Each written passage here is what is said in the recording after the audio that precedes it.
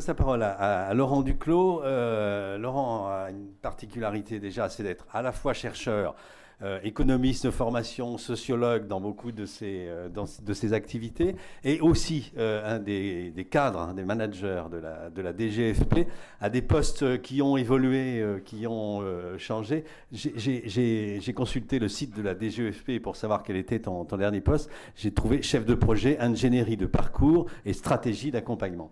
Mais oui, ça peut laisser perplexe, hein, je comprends. Je suis très impressionné. Et à ce titre, en tout cas, tu as aussi participé, été un des co-pilotes, co-concepteurs de l'expérimentation. Béatrice Delay le disait tout à l'heure. Alors, ce matin, c'est intéressant d'avoir, on change encore un peu de regard, hein, de focale sur l'expérimentation, mais d'avoir un peu un retour avec justement cette expérience et ce double regard de chercheurs et d'acteurs au sein des politiques publiques, revenir sur les conditions qui peuvent permettre à des formations en situation de travail d'être considérées comme des vraies formations, de réussir, quelles conditions initiales, j'allais dire, et quelles conséquences on peut en attendre, hein. Ça a été cité à plusieurs reprises, sur aussi un impact, Valérie Collin le disait aussi, sur l'ensemble des organisations, une réflexion sur l'organisation, le management, je vais le dire comme ça. Et puis peut-être, parce que c'est un sujet qui me tient à cœur et que je vois qu'il est dans ton titre, et que quelque part l'expérience du CESI a été fondée là-dessus aussi, sur une influence sur les parcours professionnels. Est-ce que c'est aussi une manière de réhabiliter la possibilité de ne pas être simplement avoir une carrière qui dépend à 99% de sa formation initiale? Ce qui était aussi un des objectifs d'AVE. Oui, je sais, c'est beaucoup de questions, mais je suis sûr qu'il y a des réponses intéressantes. Oui, j'espère que je pourrai y répondre en marchant. Ce qui s'est passé dans l'expérimentation par rapport à cette question sur l'exercice de la fonction managériale, je dirais, c'est que c'est en dézoomant progressivement qu'on s'est aperçu qu'il y avait un certain nombre de changements ou d'effets produits par le développement des AFEST sur l'exercice de cette fonction. Mais au départ, nous, on s'est intéressé à des choses très très petites. C'était les conditions de réalisation de l'action de formation. On s'est concentré sur l'action de formation. Et progressivement, on a pu rencontrer, dans des schémas qui figurent d'ailleurs dans le rapport final de l'expérimentation, où on voit que voilà, cette action de formation, elle a lieu dans un certain environnement, un contexte. Tout ça d'ailleurs n'est pas pareil. Il y a des contraintes qu'il faut sans doute surmonter pour lancer des actions de formation en situation de travail. Et le rapport s'est concentré sur plusieurs choses qui concernent le management. Parce que le développement des AFEST n'a pas que des effets sur l'exercice de la fonction managériale, c'est d'abord une stratégie du management.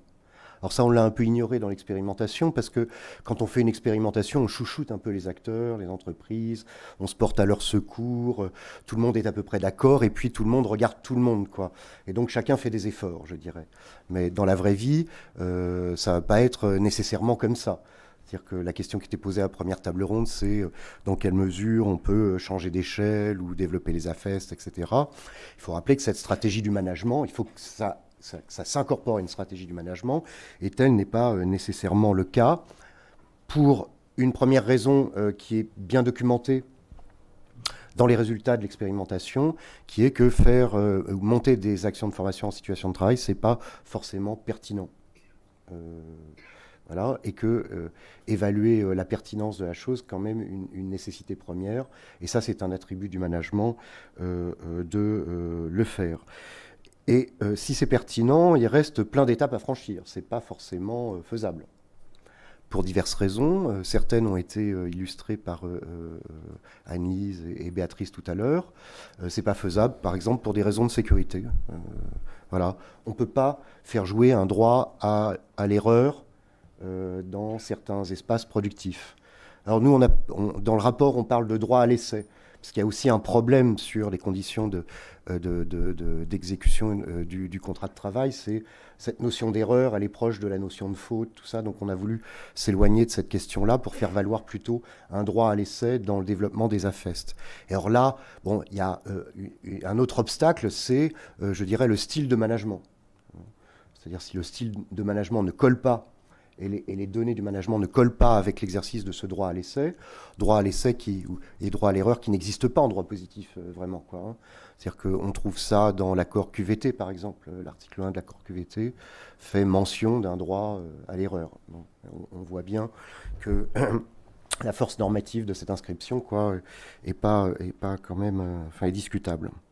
Donc je dirais que ce qu'a bien documenté le rapport et l'expérimentation, c'est ces questions qui intéressent certainement le management de pertinence, de conditions d'implémentation, des conditions de réalisation d'une action de formation en situation de travail et les conditions d'efficacité d'une action de formation en situation de travail. Parce que ça veut dire que s'il n'y a pas ces conditions-là, cette conscience-là du management, une expérimentation à FEST va simplement échouer. C'est pas la peine. On peut pas compter sur la mise en œuvre d'une expérimentation pour modifier un comportement qui serait rétif à ce type du management. Voilà, c'est pour ça que j'inverse les choses, pas simplement un effet sur le management, mais une stratégie du management et d'ailleurs d'une chaîne managériale dans la question des mandats. Avec un manager, lui, par ailleurs, il faut savoir que pourquoi c'est pas pertinent. Le premier mandat d'un manager, c'est de travailler au potentiel de l'agencement qui lui a été confié.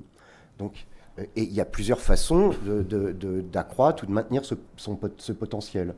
Alors on présuppose toujours, notamment quand on parle d'organisation apprenante, que le développement des apprentissages, la formation, à fortiori la formation en situation de travail, ce serait super pour développer ce potentiel. Mais non, on peut tout à fait le développer par de tout autre moyen, en investissant par exemple l'organisation de la production. C'était d'ailleurs le projet ancien de Taylor. Taylor ne met rien dans les hommes, il met tout dans le système. C'est comme ça qu'il va s'exprimer. Et donc, à un moment donné, il va travailler sur l'organisation de la production pour maintenir le potentiel de l'agencement productif dont les différents managers ont la charge. Et là, cette trace, elle est encore présente dans des tas d'espaces. On a un peu quitté le monde de Charlie Chaplin peut-être, mais pas nécessairement dans ses fondamentaux et pas partout. Et donc ça veut dire aussi que quelque chose du potentiel est confié à l'organisation de la production et à l'organisation du travail, il faut le savoir. Et puis je peux avoir aussi, a fortiori quand il y a des tensions sur le marché du travail, des stratégies de poaching, de cueillette des qualifications. Les entreprises font ça. Moi je ne forme pas, j'achète sur le marché. Pour qu'on se lance dans quelque chose de l'ordre des AFEST quand on est manager, il faut aussi qu'on y soit un peu contraint donc. C'est-à-dire que contraint au sens de, voilà, c'est pertinent, machin, mais c'est pas une réflexion que j'ai tranquillement dans mon bureau, c'est que j'ai un problème. C'est-à-dire qu'il y a un événement et j'ai un problème. Alors quel type de problème je peux avoir ? Par exemple, j'ai besoin de compétences qui ne sont pas disponibles. Alors ça, c'est très important. En plus, ça va rentrer dans le modèle économique de l'action de formation en situation de travail, cette histoire-là. Où je peux avoir un problème encore plus intéressant que la disponibilité d'une compétence sur le marché, je peux avoir des problèmes d'accessibilité de la compétence. C'est-à-dire que sa mise en œuvre est problématique et suppose une intimité, précisément, dans l'agencement productif.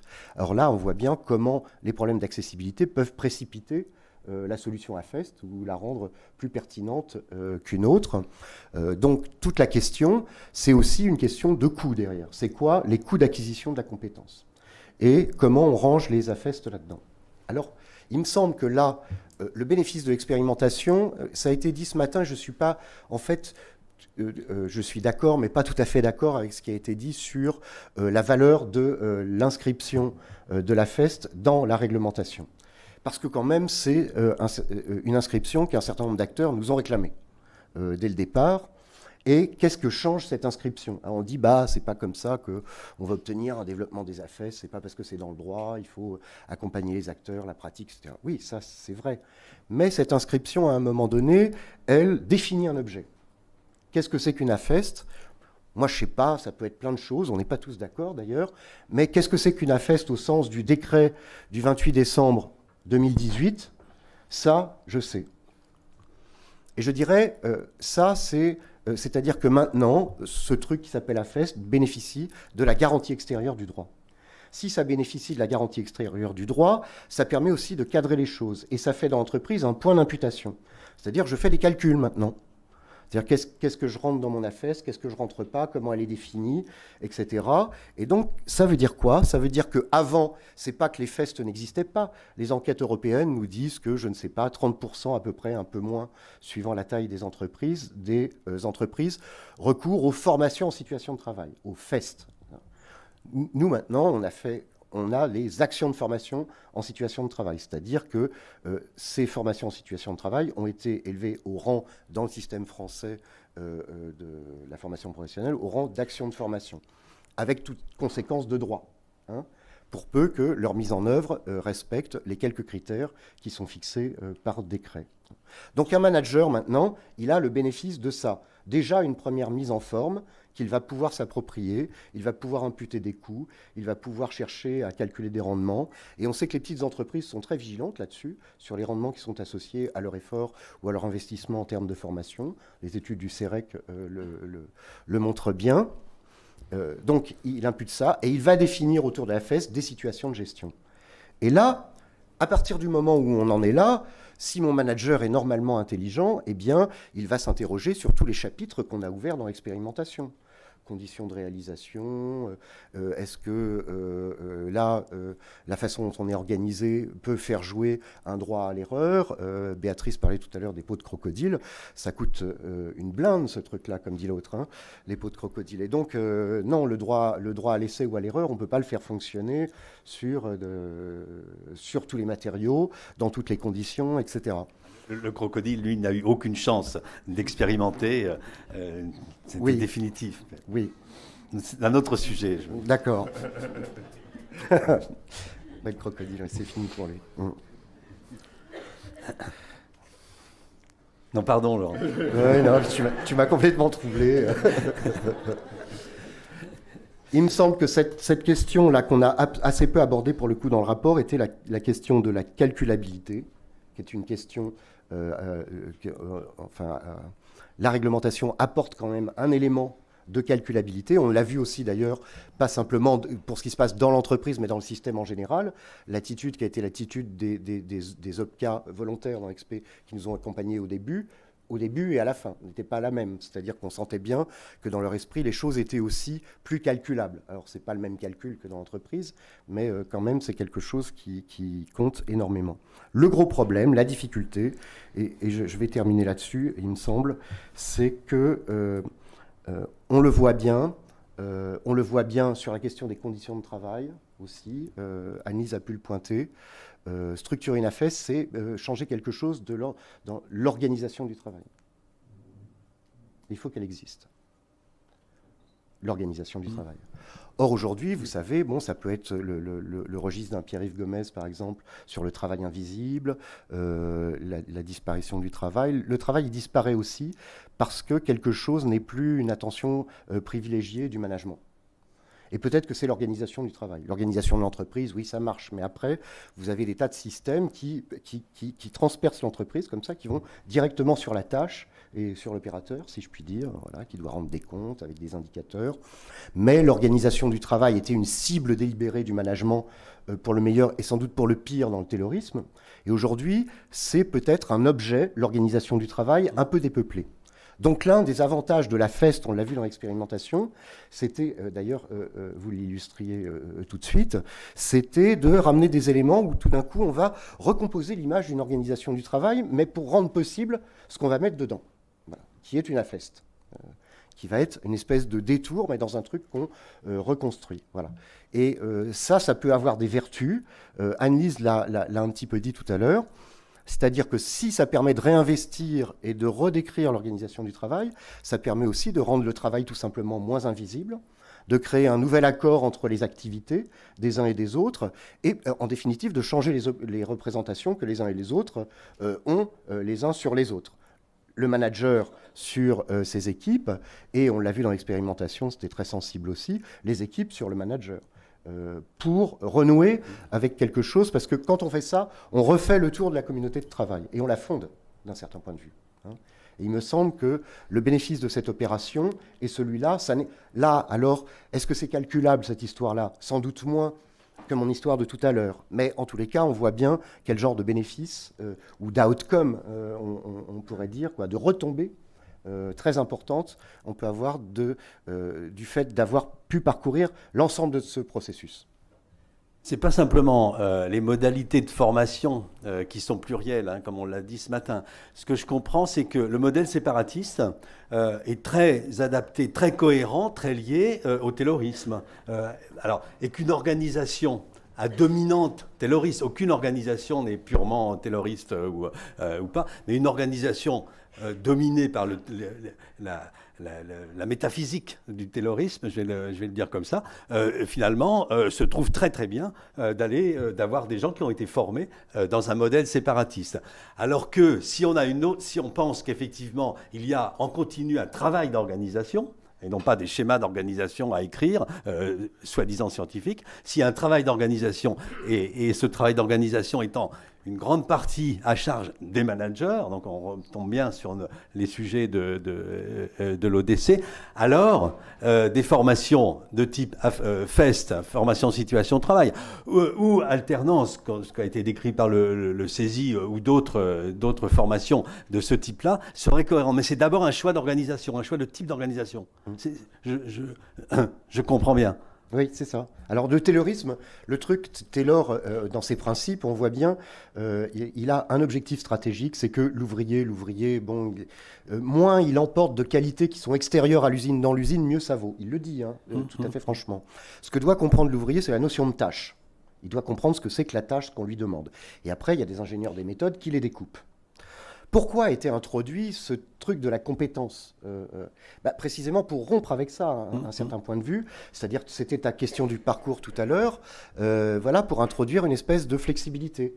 C'est-à-dire la personne est compétente, s'adapte, doit s'adapter. D'ailleurs, il y a des devoirs partagés. L'obligation au maintien de la capacité à occuper un emploi du côté de l'employeur, mais du côté de l'employé, il y a aussi un certain nombre d'obligations, d'adaptation, si je puis dire, sa tâche, d'évolution professionnelle, qui sont, voilà, pour les deux parties au contrat, il y a ça. Et la compétence, ça a été un peu un discours comme ça. On va quitter l'horizon de la tâche un peu très très spécialisée et ouvrir l'horizon. D'où la nécessité aussi de mettre en place des choses avec de la réflexivité, etc. Parce que si je ne mets pas en perspective, voilà, je reste sur un truc très très étroit et je ne gagne pas en flexibilité moi-même. Et donc, comment je vais pouvoir circuler quand mon poste va évoluer, quand l'organisation de l'entreprise va évoluer, c'est l'ensemble de ces questions. Et donc, on voit bien que ça diffuse un peu dans toutes les directions, cette histoire-là. Hein.